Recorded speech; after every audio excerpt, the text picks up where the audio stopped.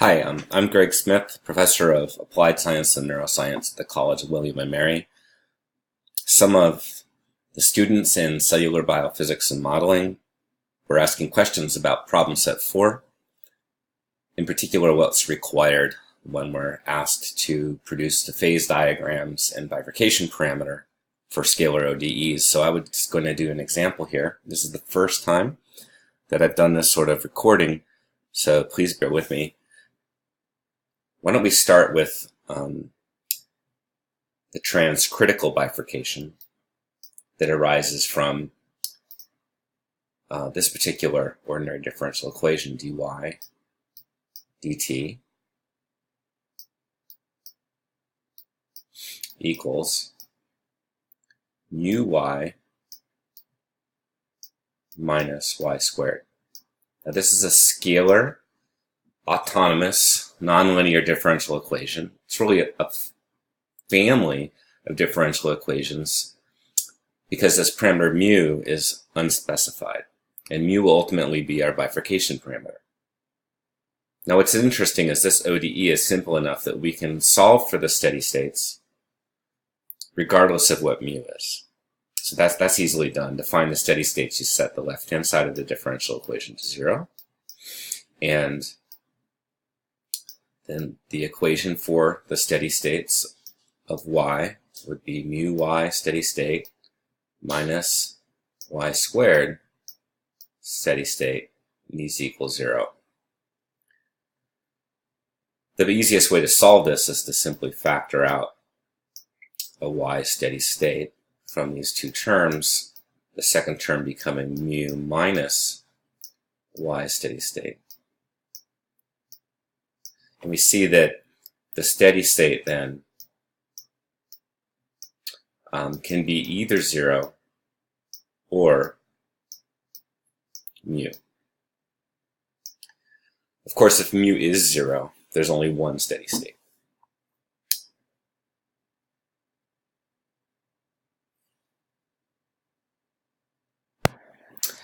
So this observation that the steady states of this ordinary differential equation will be either 0 or mu makes it quite easy to draw the phase diagrams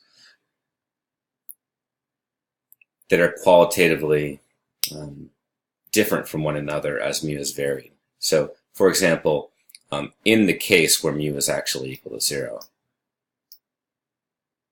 the phase diagram would look like this. It would be a concave down parabola, right? The mu would be 0. It would be a concave down parabola. If I put y on this axis, and then the rate of change of y on this axis, that's our differential notation for the rate of change, sort of compact notation. Then the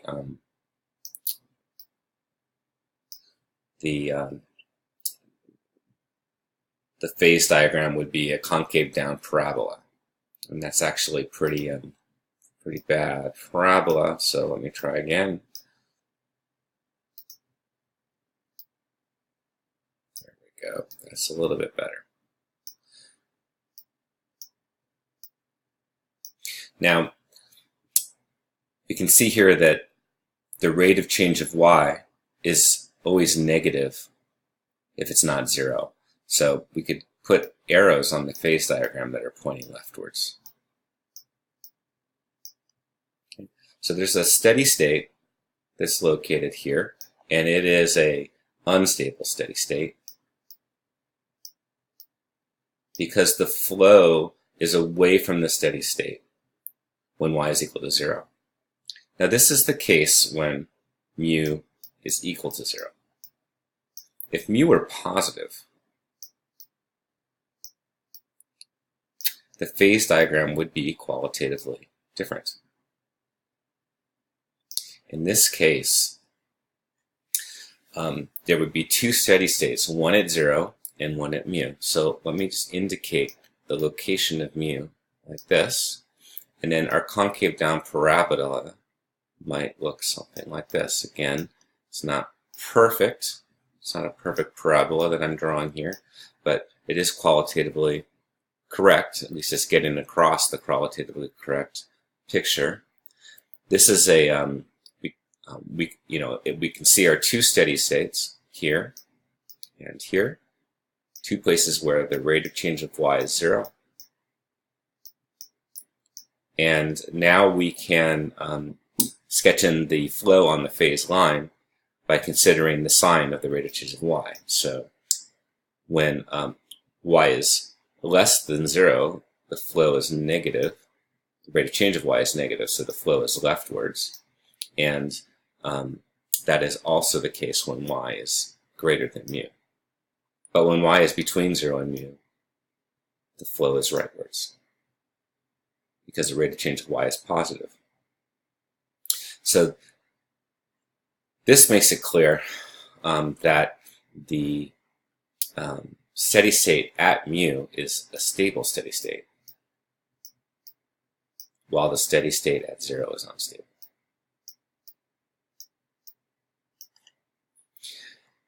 A similar picture occurs when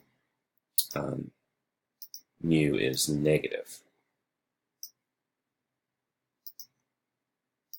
So in that case, the phase diagram will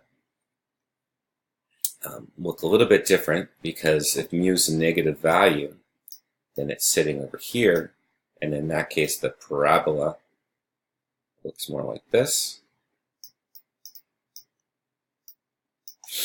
But again, we have two steady states.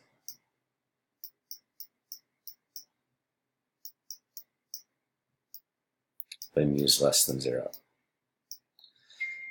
And in this case, the flow is leftwards here and here, and rightwards here,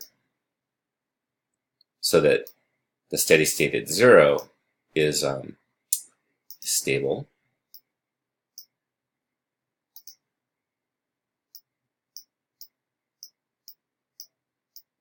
And the steady state at mu is unstable.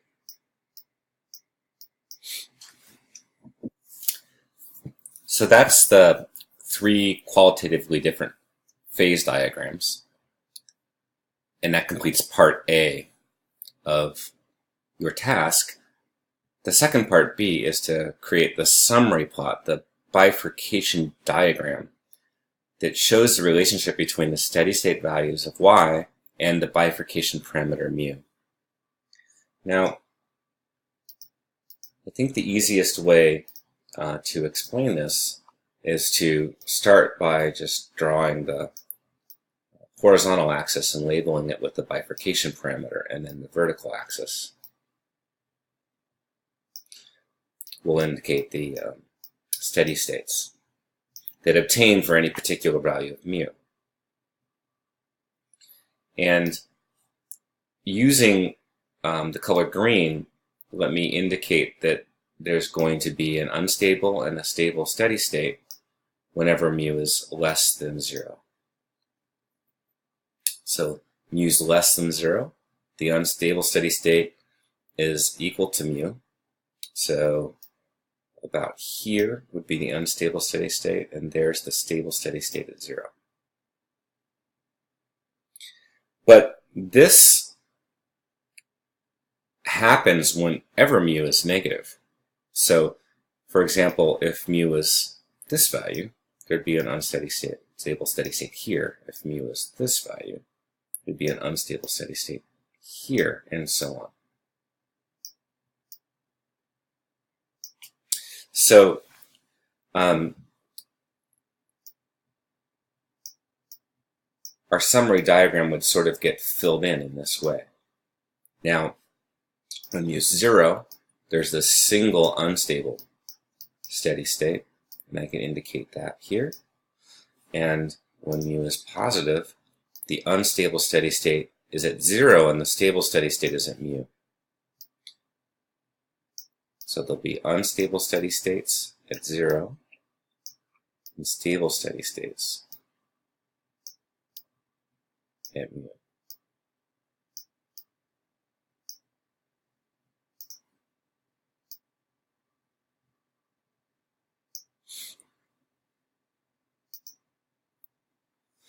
So hopefully you can see how the bifurcation diagram that we just drew summarizes the location of the steady states and their stability as a function of mu. Normally, if we weren't writing in color, if color wasn't available and we were trying to speak quickly with another mathematical scientist, you might actually just indicate that mu is increasing in this direction and the steady states are increasing in this direction. And then you would just draw a branch of stable steady states at 0 that lose stability and become unstable steady states at the critical value for mu, which is 0 in this case. And then there's a stable branch of steady states going up at like 45 degrees here, and then here's the unstable steady states for the case when mu is negative. Now the only thing that remains is to identify where any critical values of mu are, and the critical values are wherever the number or the stability of steady states changes, and this occurs when mu is 0. You can see that in the phase diagrams above. We go from two steady states, one stable, one unstable, to an unstable steady state, and then back to 2 again. So the critical value of mu is when mu is equal to 0, and that would be located about here. Sometimes we use an asterisk to indicate a critical value.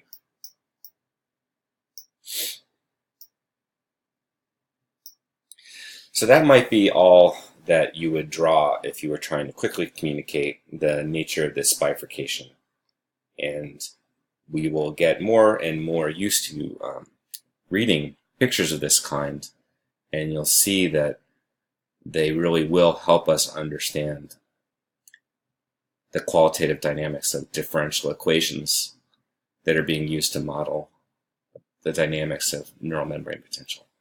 So I hope this helps, and I'm open to any feedback you want to give. Please forgive the quality of the presentation, as it's the first one that I've ever done. And I'll see you tomorrow.